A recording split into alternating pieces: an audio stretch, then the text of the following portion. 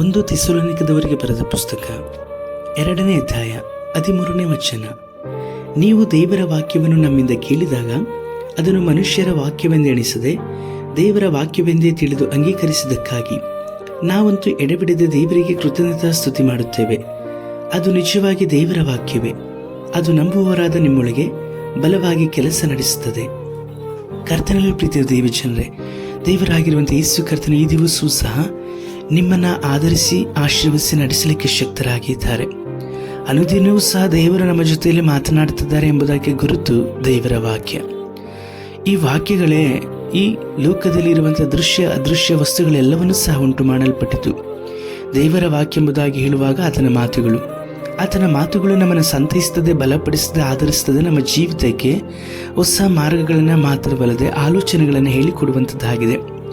ದೇವರ ವಾಕ್ಯ ನಮ್ಮ ಜೀವಿತವನ್ನು ರೂಪಿಸುವಂಥದ್ದು ಮಾತ್ರವಲ್ಲದೆ ನಮ್ಮನ್ನು ಕಡೆಯವರೆಗೂ ಸಹ ನಡೆಸಲಿಕ್ಕೋಸ್ಕರವಾಗಿ ಕೊಟ್ಟಿರುವಂಥ ಮಾರ್ಗದರ್ಶನವೇ ಆಗಿದೆ. ಈ ವಾಕ್ಯವನ್ನು ಕೇಳುವಂಥ ನೀವು ಎಂತಹ ಮನಸ್ಸಿನಲ್ಲಿ ಕೇಳಿಕೊಂಡು ಅದನ್ನು ಅಂಗೀಕರಿಸಿಕೊಳ್ತೀರಿ, ಅದುವೇ ಮುಖ್ಯವಾಗಿರುವಂಥದ್ದು. ಥೆಸಲೋನಿಕ ಸಭೆಯವರು ಪೌಲನ ಹೇಳಿದಂಥ ಒಂದೊಂದು ಮಾತುಗಳನ್ನು ಸಹ ಅದು ದೇವರ ವಾಕ್ಯ, ದೇವರ ಮಾತು ಎಂಬುದಾಗಿ ಹೇಳಿ ಅವರು ನೆನೆಸಲ್ಪಟ್ಟು ಅದಕ್ಕೆ ಅವರ ಸ್ಥಳವನ್ನು ಕೊಟ್ಟು ಕರ್ತನ ವಾಕ್ಯವನ್ನು ಅಂಗೀಕರಿಸಿಕೊಂಡರು. ಆದುದರಿಂದಲೇ ಅವರ ಜೀವಿತದಲ್ಲಿ ಬಲವಾಗಿ ಅದು ಕೆಲಸವನ್ನು ಮಾಡಿತು. ನಮ್ಮ ಜೀವಿತದಲ್ಲೂ ಸಹ ನಾವು ದೇವರ ವಾಕ್ಯಗಳನ್ನು ಕೇಳುವಾಗ ಆ ವಾಕ್ಯವನ್ನು ನಾವು ಅಂಗೀಕರಿಸಿಕೊಳ್ಳಬೇಕು.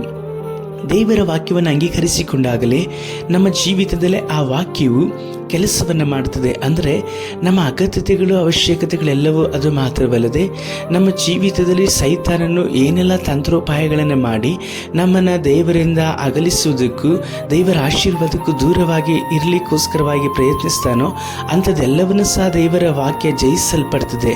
ಯಾಕಂದರೆ ದೇವರ ವಾಕ್ಯ ಬಲವಾದಂಥ ಈ ಬಾಯಿಗತ್ತಿಯಾದಂಥ ಆಯುಧವಾಗಿದೆ.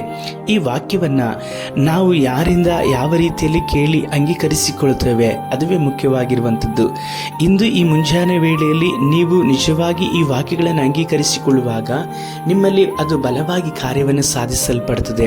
ಯಾಕಂದರೆ ದೇವರ ವಾಕ್ಯ ಎಂದಿಗೂ ಸಹ ನಿರರ್ಥಕವಾಗುವುದಿಲ್ಲ, ಸುಳ್ಳಾಗುವುದಿಲ್ಲ. ಈ ವಾಕ್ಯ ಈ ದಿನ ನಿಮ್ಮನ್ನು ಬಲಪಡಿಸುತ್ತದೆ, ಆಧರಿಸುತ್ತದೆ. ನಾವು ಪ್ರಾರ್ಥಿಸೋಣ.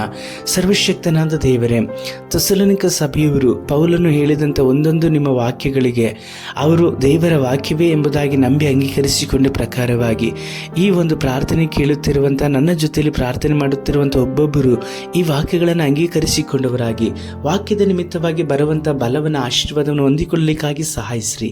ಯೇಸು ಕರ್ತ ನಾಮದಲ್ಲಿ ತಂದೆಯೇ, ಆಮೇನ್.